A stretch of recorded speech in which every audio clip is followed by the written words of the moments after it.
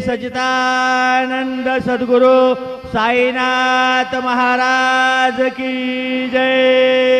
जोडोनिया कर चरणी ठेविला माथा, परिसावी विनंती माझी पंढरीनाथा। असून स्वभाव आलो तुझी आठाया, कृपा दृष्टी पाहे मजकडे सद्गुरु राया।